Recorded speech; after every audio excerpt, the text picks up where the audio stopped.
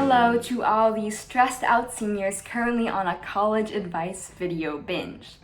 Don't worry, I was in your shoes not too long ago, and I can assure you that you will make it out on the other side of this thing okay, no matter what happens. And along the way, you will learn a lot in hindsight. I know that I did, as I applied to 18 schools. And I am about to tell you every single thing that I learned. I will go super in depth and promise that if you watch this whole video, you will come out learning something new and useful to use in your application process. I watched a lot of these kinds of videos and have not seen people giving out the specific advice and examples that I have. I am not a genius, nor am I a legacy or recruited athlete or anything like that.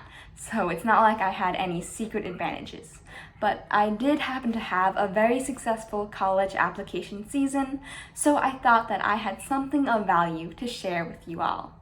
With that said, here are all of my college results. I applied to all of these schools through regular decision. If I hold up my hand, that means I used the regular decision QuestBridge application, and if not, it means I applied using the Common App.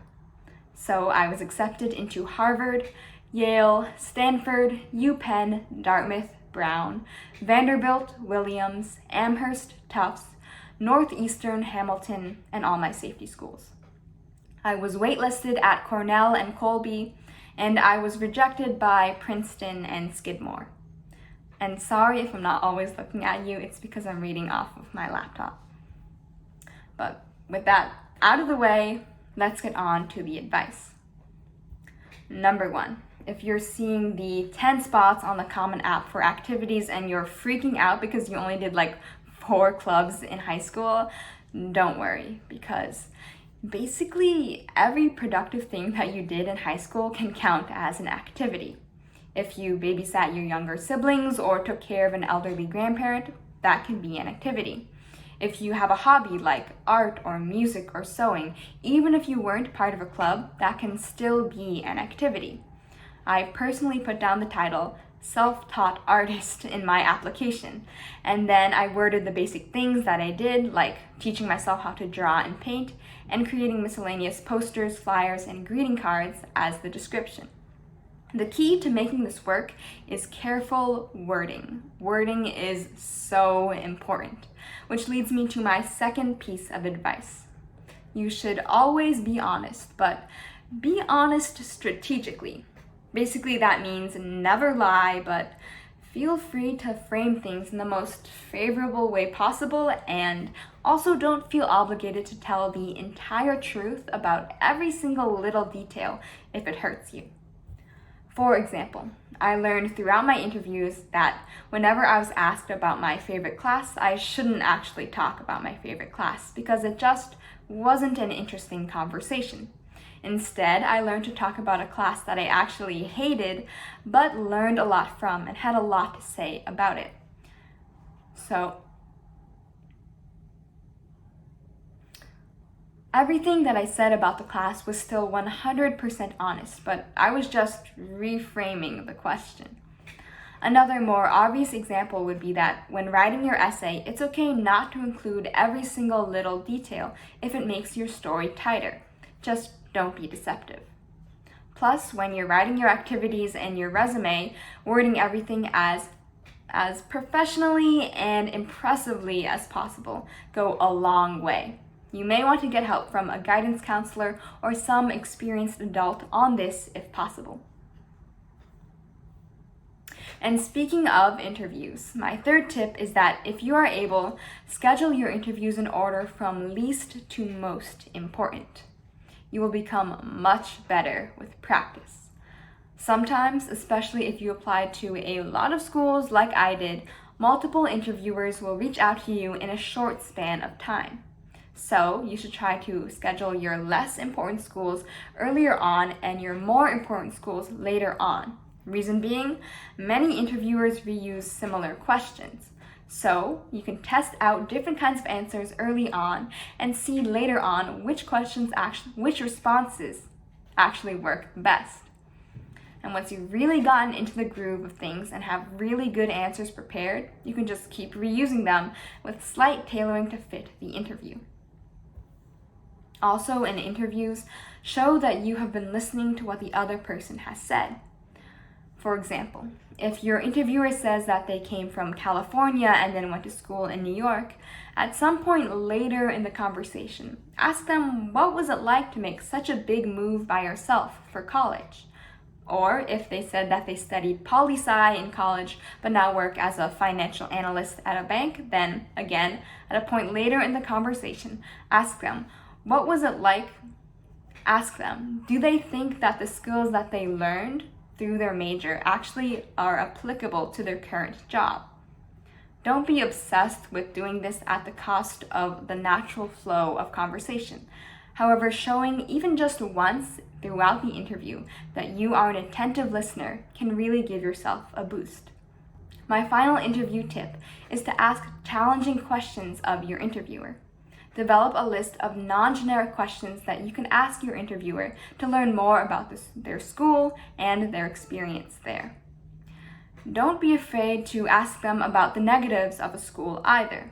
One good question that I often use was basically asking them to reflect on what about their own lives or their college experience actually motivated them to take so much time out of their day to interview kids on behalf of their college.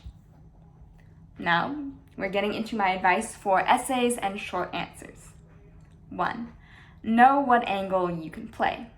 For example, when writing my essay for Questbridge, I first read a bunch of other essays from finalists and quickly realized that almost all of them were about overcoming some kind of adversity in their life due to their underprivileged background, and I realized that I needed to play the same angle. At the same time, I've always viewed myself as extremely privileged in many ways, so I adapted this angle to fit myself better. Hence, I talked about how my awareness of the struggles of my community and my family have taught me to be grateful, self-aware, empathetic, and driven to make the most of the opportunities that I was so fortunate to have. Whereas in my Common App essay, I wrote it with Harvard in mind the most. I had read on an article that Harvard was proven to discriminate against Asians based on their personality, often stereotyping them as cold and not as interesting to talk to. Thus, I wrote a lighthearted and conversational essay which basically tried to prove, hey, I have a personality here. So, through this essay, I wrote about a very unique interest of mine, and I emphasize my traits of positivity, outside-the-box thinking, curiosity, and my ability to see the bigger picture. You should think carefully about what angle you choose for your essays, as it must be something that is true to you and avoids being cliché, but also fulfills what these schools are looking for. This angle/theme can be something that you incorporate throughout the entirety of your application, but it doesn't necessarily have to be. My second essay tip is to be vivid and three-dimensional in your writing. Tell one story in which you are the focus. You can put your personality on display, describe the positive effects you have had on your community, shown how you have learned from an experience or a role model. Really anything as long as your positive attributes are the main takeaway in the end. However, along the way, you should also convey many different traits that you have, even if it is only through a single sentence. I want to emphasize that you are showing, not telling, as in using stories or reflections, things that indirectly imply something positive that you could bring to a school. You should avoid stating outright any positive things about yourself so that you don't come across as arrogant. Also, don't be afraid to admit to some of your weaknesses. Just show how you are still working to grow and learn from these weaknesses. It lends a sense of honesty and vulnerability to your application. Let your true personality shine through. If you are funny, then tell jokes. If you're analytical, then be analytical. I personally found that using parentheses, italics, capitalization, end dashes, and all different kinds of punctuation really helped me elevate my voice, though I would advise that this works best for more conversational, lighthearted essays. I also warn against overusing these tools. My last tip is to contextualize your achievements. This is especially vital if coming from an under-resourced or marginalized background. In my resume, supplements, and interviews, I always mentioned at least once the lack of resources at my school.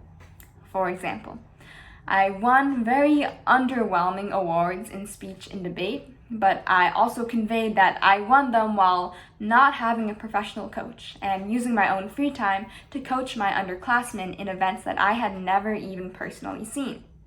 That context drastically changed how my reader viewed these awards, because if I came from some wealthy school with a long history of winning in speech and debate, then the awards that I won would not even be remotely noteworthy. But because I was one of the first people in my school's history to ever win at a tournament, it was an actual achievement.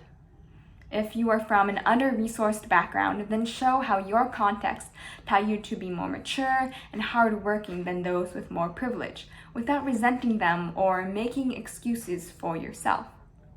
Your context could be coming from a rural area, or having to take care of your grandparents, or working 2 part-time jobs, or being homeless. Whatever it is, make sure that the person reading your application is aware of all you have had to deal with, and also knows how you surmounted those obstacles and possibly helped others along the way. My final tip is to not let too many other people touch your application. Your self-esteem will probably go up and down like a roller coaster during application season. But trust yourself above all else, and don't let other people override what you want to say. If too many people touch your application, it may become too clean, formal, or even too perfect to appear genuine. However, the amount of help you receive is also dependent on the strength of your writing abilities. If you know that you are a good writer, then follow your own instincts. And if you know that you aren't, then get a little more help from other people. I personally consider myself more of a strong writer, and I only showed my essays to 2 English teachers and denied everybody else who was asking for them, because I felt like I couldn't really write as openly as I needed to be if I knew that my friends and family were going to read my essays later. So that is everything I learned. Thank you for watching. I hope that you learned something useful from my experience. Obviously, I am not an admissions expert, just a normal college student. So many of these things are speculation based on what I perceived had worked best for myself. So please, take my advice with a grain of salt. And before you go, let me know in the comments what else you want to see. My essays, my stats, example interview questions, whatever. Until then.